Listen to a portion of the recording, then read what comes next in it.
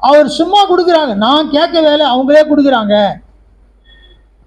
அப்படின்னு வாங்கும்போது என்ன நடக்கும் அப்படின்னா ஒரு நாள் மாட்டிப்பார் இல்ல.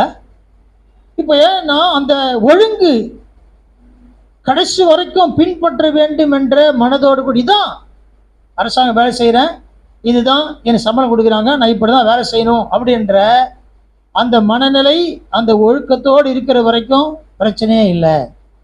என்றைக்கு லஞ்சம் வாங்குறாரோ அன்றைக்கு என்ன செய்தோம், மனசாட்சி என்ன செய்யுது, வாதிக்கும். தவறு செய்கிறோன்ற குற்ற உணர்வு இருக்கும்.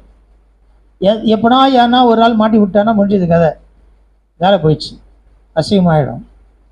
இப்போ இதே தான் எல்லா காரியங்களிலும் ஆவிக்குரிய வாழ்க்கை அப்படியே வரும்பொழுது நம்முடைய வாழ்க்கை இப்படி தான் அப்படின்ற மனநிலை வாழும்பொழுது எல்லா கஷ்டத்திலும் எல்லா பிரச்சனைகளிலும் எல்லா சூழ்நிலைகளிலும் என் ஆவிக்குரிய வாழ்க்கைனா இப்படி தான் இருக்கணுன்ற நிலையில் நாம் நின்றுட்டோம் அப்படின்னா எல்லாத்தையும் நாம் ஜெயிக்கலாம்.